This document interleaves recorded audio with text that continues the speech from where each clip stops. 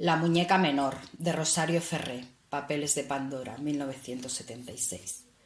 La tía vieja había sacado desde muy temprano el sillón al balcón que daba al cañaveral, como hacía siempre que se despertaba con ganas de hacer una muñeca.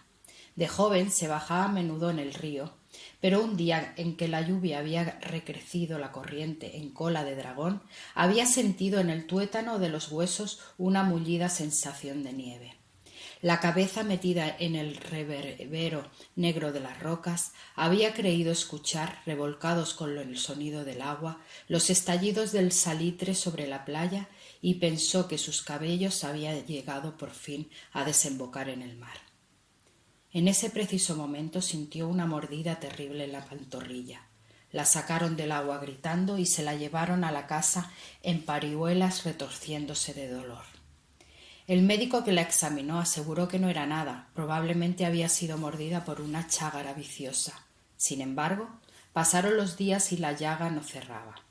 Al cabo de un mes, el médico había llegado a la conclusión de que la chágara se había introducido dentro de la carne blanda de la pantorrilla, donde había evidentemente comenzado a engordar.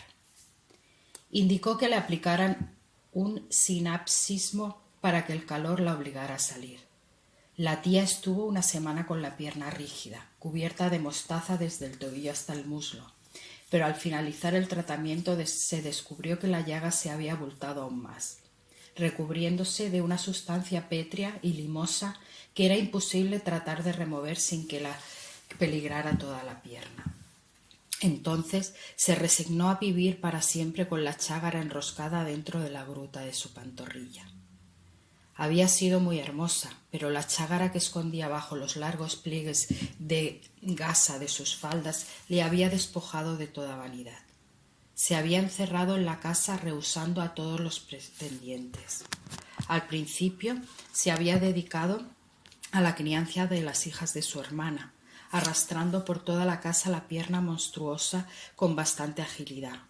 Por aquella época la familia vivía rodeada de un pasado que dejaba desintegrar a su alrededor con la misma impasible musicalidad con la que la lámpara de cristal del comedor se desgranaba a pedazos sobre el mantel raído de la mesa.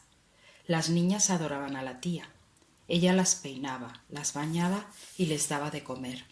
Cuando les leía cuentos se sentaban a su alrededor y levantaban con disimulo el volante almidonado de su falda para oler el perfume de guánaga madura que supuraba la pierna en estado de quietud. Cuando las niñas fueron creciendo, la tía se dedicó a hacerles muñecas para jugar. Al principio eran solo muñecas comunes, con carne de guata de higuera y ojos de botones perdidos. Pero con el pasar del tiempo fue refinando su arte hasta ganarse el respeto y la reverencia de toda la familia. El nacimiento de una muñeca era siempre motivo de regocijo sagrado, lo cual explicaba el que jamás se les hubiese ocurrido vender una de ellas, ni siquiera cuando las niñas eran ya grandes y la familia comenzaba a pasar necesidad. La tía había ido agrandando el tamaño de las muñecas de manera que correspondieran a la estatura y a las medidas de cada una de las niñas. Como eran 9 y la tía hacía una muñeca de cada niña por año, hubo que separar una pieza de la casa para que la habitasen exclusivamente las muñecas. Cuando la mayor cumplió 18 años, había 126 muñecas de todas las edades en la habitación. Al abrir la puerta daba la sensación de entrar en un palomar, o en el cuarto de muñecas del palacio de las tsarinas, o en un almacén donde alguien había puesto a madurar una larga higuera de hojas de tabaco. Sin embargo, la tía no entraba en la habitación por ninguno de esos placeres, sino que echaba el pestillo a la puerta e iba levantando amorosamente cada una de las muñecas cantorrondeándoles mientras les mecía. Así era cuando tenías 1 año, así cuando tenías 2, así cuando tenías 3, reviviendo la vida de cada una de ellas por la dimensión del hueco que le dejaban entre los brazos. El día que la mayor de las niñas cumplió 10 años, la tía se sentó en el sillón frente al cañaveral y no se volvió a levantar jamás. Se balconeaba días enteros observando los cambios de agua de las cañas y solo salía de su sopor cuando la venía a visitar el doctor o cuando se despertaba con ganas de hacer una muñeca. Comenzaba entonces a clamar para que todos los habitantes de la casa viniesen a ayudarla. Podía verse ese día a los peones de la hacienda haciendo constantes relegos al pueblo como alegres mensajeros incas, a comprar cera, a comprar barro de porcelana, encajes, agujas, carretes de hilos de todos los colores. Mientras se llevaban a cabo esas diligencias, la tía llamaba a su habitación a la niña con la que había soñado esa noche y le tomaba las medidas. Luego le hacía una mascarilla de cera que cubría de yeso por ambos lados como una cara viva dentro de dos caras muertas. Luego hacía salir un hilillo rubio interminable por un hoyito de la barbilla. La porcelana de las manos era siempre traslúcida. Tenía un ligero tinte marfileño que contrastaba con la blancura granulada de las caras de biscuit. Para hacer el cuerpo, la tía enviaba al jardín por 20 higueras diferentes, relucientes. La cogía de una mano y con un movimiento experto de la cuchilla las iba rebanando una a una en cráneos relucientes de cuero verde.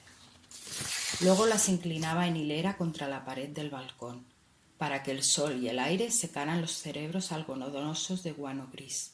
Al cabo de algunos días raspaba el contenido con una cuchara y lo iba introduciendo con infinita paciencia por la boca de la muñeca. Lo único que la tía transigía en utilizar en la creación de las muñecas sin que estuviese hecho por ella eran las bolas de los ojos. Se los enviaba por correo desde Europa en todos los colores, pero la tía los consideraba inservibles hasta no haberlos dejado sumergidos durante un número de días en el fondo que la quebrada para que aprendiesen a reconocer el más leve movimiento de las antenas de las chágaras. Solo entonces los lavaba con agua de amoníaco y los guardaba relucientes como gemas, colocados sobre las camas de algodón en el fondo de una lata de galletas holandesas. El vestido de las muñecas no variaba nunca, a pesar de que las niñas iban creciendo.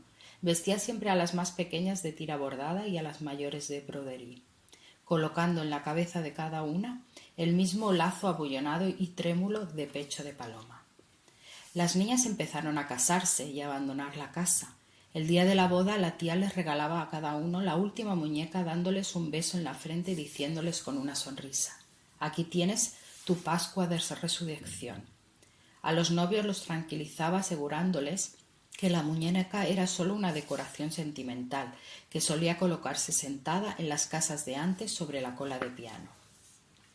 Desde lo alto del balcón la tía observaba a las niñas bajar por última vez las escaleras de la casa, sosteniendo en una mano la modesta maleta a cuadros de cartón y pasando el otro brazo alrededor de la cintura de aquella exuberante muñeca hecha a su imagen y semejanza, calzada con zapatilla de ante, faldas de bordados nevados y pantaletas de valencianes. Las manos y la cara de estas muñecas, sin embargo, se notaban menos transparentes, tenía la consciencia de la leche cortada. Esta diferencia encubría otra más sutil: la muñeca de boda no estaba jamás rellena de guata, sino de miel.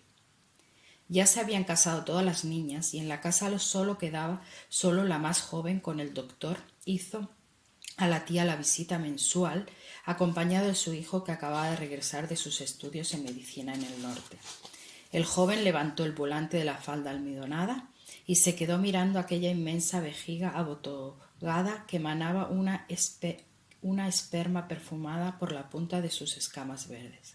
Sacó su estetoscopio y la auscultó cuidadosamente. La tía pensó que auscultaba la respiración de la chágara para verificar si todavía estaba viva, y cogiéndole la mano con cariño se la puso sobre su lugar determinado para que palpara el movimiento constante de las antenas. El joven dejó caer la falda y miró fijamente al padre. «Usted hubiese podido haber jurado esto en sus comienzos», le dijo. «Es cierto», contestó el padre, «pero yo solo quería que vinieras a ver la chágara que te había pagado los estudios durante 20 años». En adelante fue el joven médico que visitó mensualmente a la tía vieja. Era evidente su interés por la menor y la tía pudo comenzar su última muñeca con amplia anticipación. Se presentaba siempre con el cuello almidonado, los zapatos brillantes y el ostentoso alfiler de la corbata oriental de que no tiene donde caerse muerto. Luego de examinar a la tía, se sentaba en la sala recostado su silueta de papel dentro de un marco ovalado, a la vez que le entregaba a la menor el mismo ramo de siempre previas moradas. Ella le ofrecía galletitas de jengibre y cogía el ramo quisquillosamente con la punta de los dedos como quien coge el estómago de un erizo vuelto al revés. Decidió casarse con él porque le intrigaba su perfil dormido y porque ya tenía ganas de saber cómo era por dentro la carne de delfín. El día de la boda la menor se sorprendió al coger la muñeca por la cintura y encontrarla tibia, pero lo olvidó enseguida, acostumbrada ante su excelencia artística. Las manos y la cara estaban confeccionadas con delicadísima porcelana de micado. Reconoció en la sonrisa entreabierta y un poco triste la colección completa de sus dientes de leche. Había además otro detalle particular. La tía había incrustado en el fondo de las pupilas de los ojos sus dormilonas de brillantes. El joven médico se la llevó a vivir al pueblo, a una casa encuadrada dentro de un bloque de cemento. La obligaba todos los días a sentarse en el balcón para los que pasaban por la calle supiesen que él se había casado en sociedad. Inmóvil dentro de su cubo de calor, la menor comenzó a sospechar que su marido no solo tenía el perfil de silueta de papel, sino también el alma. Confirmó sus sospechas al poco tiempo. Un día él le sacó los ojos a la muñeca con la punta de bisturí y los empeñó por un lujoso reloj de cebolla con una larga leontina. Desde entonces la muñeca siguió sentada sobre la cola del piano, pero con los ojos bajos. A los pocos meses el joven médico notó la ausencia de la muñeca y le preguntó a la menor qué había hecho con ella. Una cofradía de señoras piadosas le había ofrecido una buena suma por la cara y las manos de porcelana para hacerle un retablo a la Verónica en la próxima procesión de Cuaresma. La menor le contestó que las hormigas habían descubierto por fin que la muñeca estaba rellena de miel y en una sola noche se la habían devorado. Como las manos y la cara eran de porcelana de micado, dijo, seguramente las hormigas le creyeron hechas de azúcar y en ese preciso momento deben de estar quebrándose los dientes, royendo con furia los dedos y párpados en alguna cueva subterránea. Esa noche el médico cavó toda la tierra alrededor de la casa sin encontrar nada. Pasaron los años y el médico se hizo millonario. Se había quedado con toda la clientela del pueblo, a quienes no les importaba pagar honorarios exorbitantes para poder ver de cerca a un miembro legítimo de la extinta aristocracia cañera. La menor seguía sentada en el balcón, inmóvil dentro de sus gasas y encajes, siempre con los ojos bajos. Cuando los pacientes de su marido, colgados de collares, plumachos y bastones, se acomodaban cerca de ella removiendo los rollos de sus carnes, satisfechas con un alboroto de monedas, percibían a su alrededor un perfume particular que les hacía recordar involuntariamente la lenta supuración de una guanábana. Entonces les entraban todos unas ganas irresistibles de restregarse las manos como si fueran patas. Una sola cosa perturbaba la felicidad del médico. Notaba que mientras él se iba poniendo viejo, la muñeca menor guardaba la misma piel aporcelanada y dura que tenía cuando iba a visitar a la casa del cañaveral. Una noche decidió entrar en su habitación para observarla durmiendo. Notó que su pecho no se movía. Colocó delicadamente el estetoscopio sobre su corazón y oyó un lejano rumor de agua. Entonces la muñeca levantó los párpados y por las cuencas vacías de los ojos comenzaron a salir las antenas furibundas de la chacha.